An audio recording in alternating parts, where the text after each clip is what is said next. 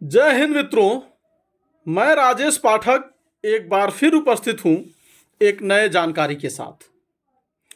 मित्रों, आज हम रोचक तथ्यों की जानकारी के सिलसिले में आगे बात करेंगे कि प्लैनेट्स यानी कि ग्रह, उनका निर्माण कैसे होता है। प्लैनेट्स यानी कि ग्रहों का निर्माण कैसे होता है। तो मित्रों, ग्रहों का निर्माण एक बहुत ही कॉम्प्लिकेटेड यानी कि जटिल प्रोसेस यानी कि प्रक्रिया है, जिसमें किसी तारे की परिक्रमा करने वाली प्रोटोप्लेनेटरी डिस्क से सामग्री जो है जमा होती है और इस प्रक्रिया में धूल के कणों, क्षुद्र ग्रहों और अन्य बढ़ते ग्रहों के बीच अनगिनत टकराव शामिल है। यानी कि कई सारे टकराव, धूल के कणों का आपस में, क्षुद्र ग्रहों का और दूसरे जो बढ़ते प्लैनेट्स हैं, ग्रह हैं, उनका आपस में टकराव होता है, जिसके कारण जो है ग्रहों का निर्माण होता है। मित्रों, आप सभी जानते हैं कि सौर मंडल यानी कि सोलर सिस्टम में 8 प्लैनेट्स हैं। बुध, शुक्र, पृथ्वी, मंगल, बृहस्पति, शनि, अरुण और वरुण। बुध यानी कि मरकरी, शुक्र यानी कि वीनस, पृथ्वी यानी कि अर्थ, मंगल यानी कि मार्स, बृहस्पति यानी कि जुपिटर, शनि यानी कि सैटर्न, अरुण यानी कि यूरेनस एंड वरुण यानी कि नेपच्यून। तो मित्रों, जो स्टार के 4 प्लैनेट्स बुध, शुक्र, पृथ्वी और मंगल, ये चट्टानों से बने हुए हैं, इसलिए इनको चट्टानी ग्रह कहते हैं। और ये जो प्लैनेट हैं, ये बाकी के जो 4 प्लैनेट्स हैं उनसे छोटे हैं, और बाकी के 4 प्लैनेट्स यानी कि बृहस्पति, शनि, अरुण और वरुण, ये शुरू के 4 ग्रहों से बड़े हैं। और ये जो 4 ग्रह हैं, ये हाइड्रोजन और मीथेन जैसी गैसों से बने हुए हैं। तो मित्रों, ये जो ग्रहों के निर्माण की प्रक्रिया है, ये बहुत जटिल है। और ग्रहों का निर्माण जो है, युवा तारे जो होते हैं, यानी कि जो लेटेस्ट बने हुए स्टार्स हैं, तारे हैं, उनके चारों तरफ मौजूद गैस और धूल की घनी डिस्क से इनका निर्माण होता है।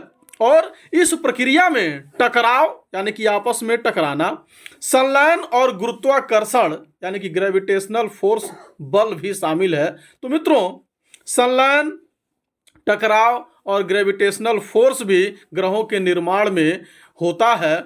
और मित्रों, ऐसा माना जाता है कि बृहस्पति, शनि, यूरेनस यानी कि अरुण और नेपच्यून यानी कि वरुण, इनका निर्माण पहले हुआ था। और बाकी के जो चट्टानी ग्रह हैं, यानी कि बुध, शुक्र, पृथ्वी और मंगल, Mercury, Venus, Earth and Mars, इनका निर्माण बाद में हुआ।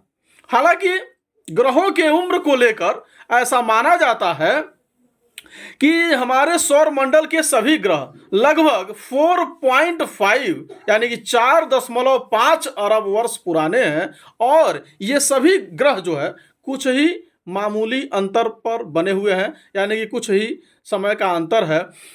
मित्रों, इसमें जो सबसे बड़ा प्लैनेट यानी कि ग्रह है, जिसका नाम जुपिटर यानी कि बृहस्पति है, यह अन्य सभी ग्रहों से पहले बना था। तकरीबन ऐसा माना जाता है कि बाकी ग्रहों से 100 मिलियन ईयर पहले जुपिटर का निर्माण हुआ था।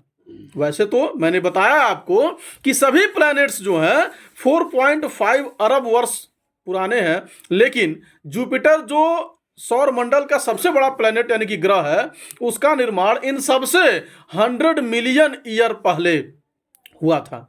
और जो सबसे कम एज वाला प्लैनेट है, ग्रह है, उसको प्लूटो कहा जाता है। यानी कि प्लूटो, जिसको यम के नाम से जानते हैं, वो ग्रह जो ड्वार्फ प्लैनेट की कैटेगरी में आता है। और ऐसा माना जाता है कि यह अभी लुप्त हो गया है।